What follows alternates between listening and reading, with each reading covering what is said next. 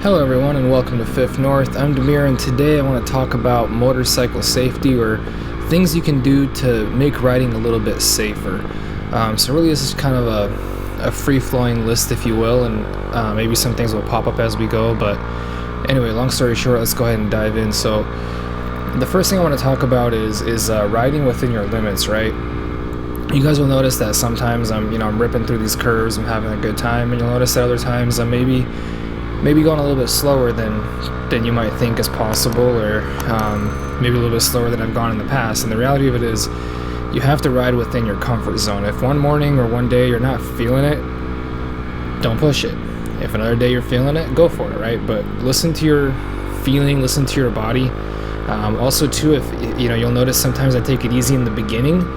That has to do with the fact that my tires are still cold, right? So if your tires are still cold, you don't want to push it because you don't want your tires to slide or have something like that happen, especially if you're on a sport bike and you're getting really really kind of sideways on a really low angle, something like that, dragging knee or whatever you're doing. It's just a good idea to take time, let your tires warm up, let your bike warm up, and let yourself warm up, right? So first and foremost, don't try to be cool, don't try to be a hero.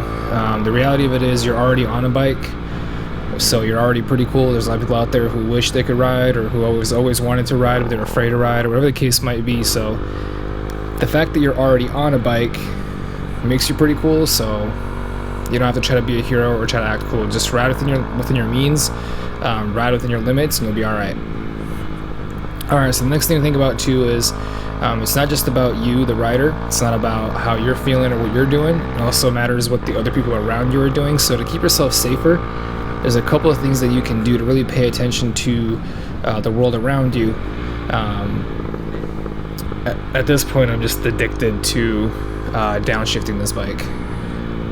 Alright, like I was saying, loving that exhaust sound when I downshift. Anyway, so when you're riding, it's very important to pay attention to everybody around you, because the truth is most people in cars shouldn't have a driver license. Out here in Dallas, most people in cars are texting and driving, or reading Harry Potter and driving, or eating oatmeal and driving. Like, they're doing everything but driving. And so you have to be extra careful and extra alert on their behalf, because they're more than likely not paying attention to you, right? So as you're riding, you want to always keep your head on a swivel, look left, look right, keep an eye out to what's going on, and that way everything around you is nice and good to go. So checking your mirrors every so often. Scanning the road ahead for debris, for cars, for whatever might pop up in the road. Also, animals. Out here, there's always, birds and squirrels, and there we go, right here. Look at this. Couldn't be patient, couldn't wait, decided to shoot out. So people like this really annoy me, because all they had to do was wait a few seconds for me to pass, but they were so impatient, and make sure they know that I'm annoyed with them.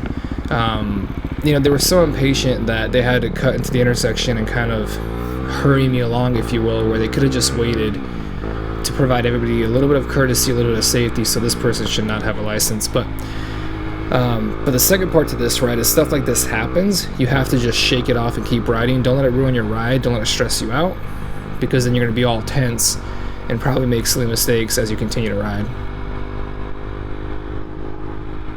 So another thing too is when you're coming in intersections, always double check. Look left, look right.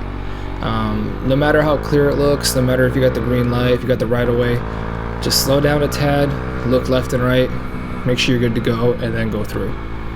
Alright, so another thing too is if you're changing lanes, check your mirror first, then turn your head all the way, and then change lanes. Don't be shy about turning your head all the way. That'll keep you a lot safer.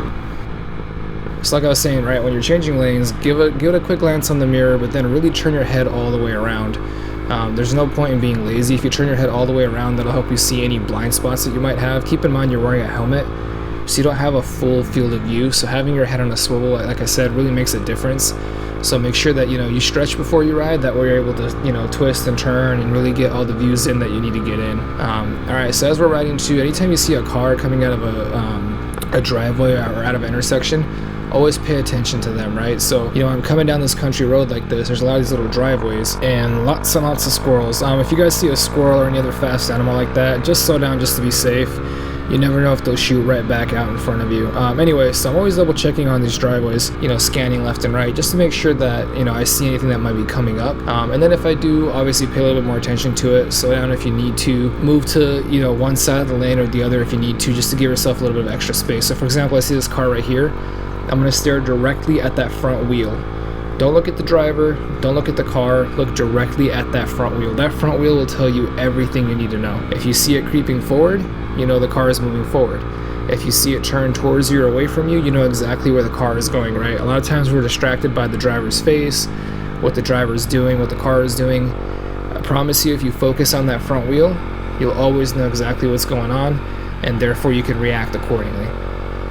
And it's really that's what it's about, right? It's about being proactive and kind of paying attention ahead of time.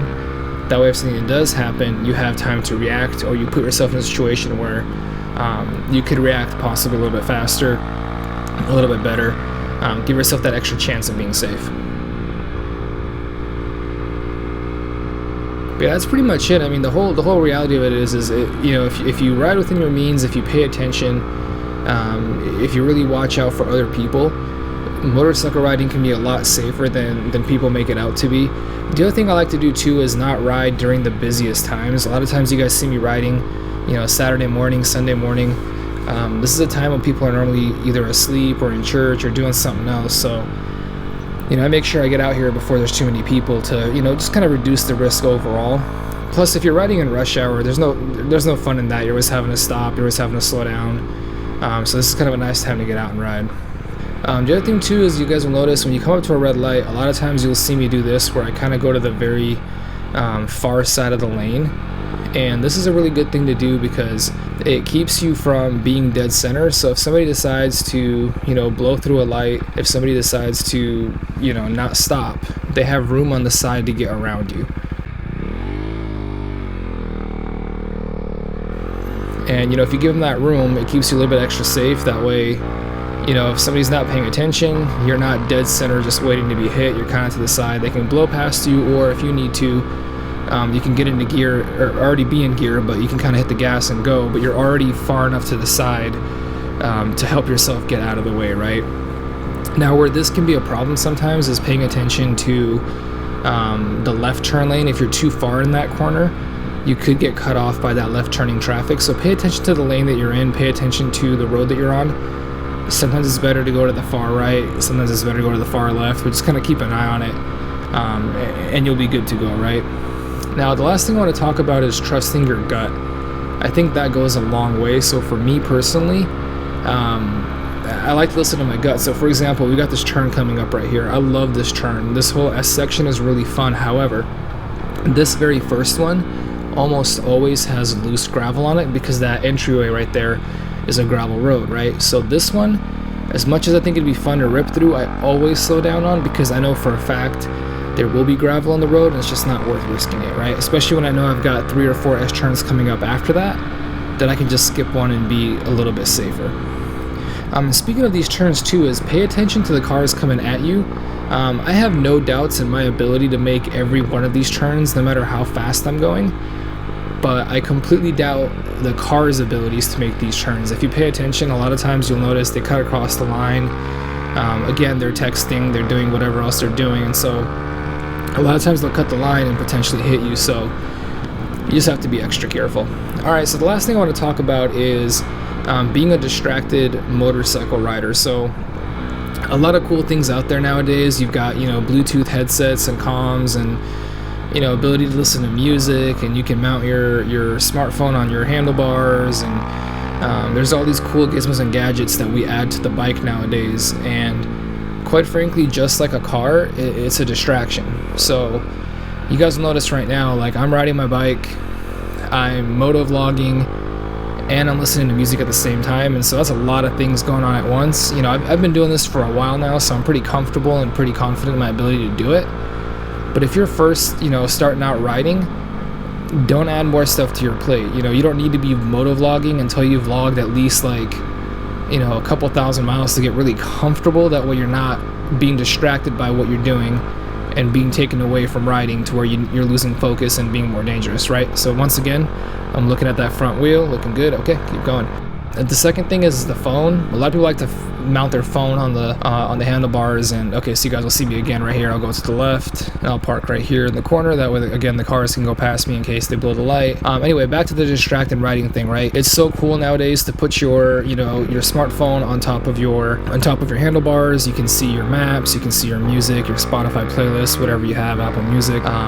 That's all great, but make sure you're skilled enough to do that, right? So you guys notice right now on my handlebars, I don't have a phone. Now keep in mind, I've had my motorcycle license now for well over 14 years, and I still don't put my phone on my handlebar, because for me, I know it would be a distraction, so I just don't do it. I still listen to music, but my smartphone is in my chest pocket. I've got it connected to my Bluetooth, and I can skip songs, pause, volume, all that through my controls on my Bluetooth. That way I don't have to look at my phone. It doesn't have to be in front of me. It doesn't have to be a distraction. A lot of people say, oh, I'm just gonna use my music, but it's real easy to have a notification come up. It's real easy to have something else come up. You want to take a quick look at it. Before you know it, you're distracted. All of a sudden the scenery in front of you changes and it's too late. You don't react, right? I've seen motorcyclists rear-end people. I've seen motorcyclists miss a turn and cut into oncoming traffic. I've seen all that kind of stuff happen simply because they look down at their phone for a second, the timing lined up horrifically, and boom, just like that, you have a really bad time, all because of a text message that probably wasn't even that important, right? So again, I keep my phone off the handlebars, keep it out of sight, keeps you from being distracted. And again, if you're a brand new rider, you probably don't need to be moto vlogging. You probably don't need to be listening to music until you're really comfortable with what you're doing, and then you can introduce those bits one by one. That way, as your skill level progresses, you're adding a little bit more and you're not overwhelming yourself. All right, once again, coming up on a red light. Now this one, I'm not gonna go all the way to the side because these cars are turning left and they might clip me, so I'm gonna go in the middle. So I am a bit of a sitting duck right now, but it's what you have to do sometimes. But in this case, you guys will see I keep glancing at my rear view, so I'm looking forward, see if the light is green, check again, make sure nobody's coming up behind me. Again, looking for green, looking for escape route, looking at the mirror. That way, if I see somebody coming up too aggressively and they're clearly not slowing down, I have time to react and I have time to do something, right? That way I don't just get rear-ended sitting there. And again, I keep looking forward to see, hey, where can I go if I need to, and is this light turning green? So now the light's green, and obviously we take off and we go, and obviously I check to the right too to make sure that nobody's coming from that side as well. You guys, I want to end this video with saying this. Look, I'm by no means a professional instructor. This is just my opinion and my thoughts on things that I do to make myself more safe. So if you watched this video and it helped you out at all, gave you some ideas on how to be safer, and you liked the video, go ahead and hit that like button, right? But if you disagree with me, totally fine. You can drop your opinion down in the comments below. If you think there's other things that maybe I'm doing wrong or that you think some other people should think about when they're riding, feel free to put that in there too, right? Any additional advice for all of us being out there being more safe is always a good thing. But like I said, this is just my opinion. A couple of things that I pay attention to make sure that I come home safe every day, and hopefully it helps you guys out as well. With that being said though, if you're not already subscribed to the channel, hit that subscribe button for me. It does definitely help me out quite a bit, and that way you guys know when the next video is going to come out. Anyway, thank you for watching. I hope you have a great night, and I'll catch you in the next video. Peace.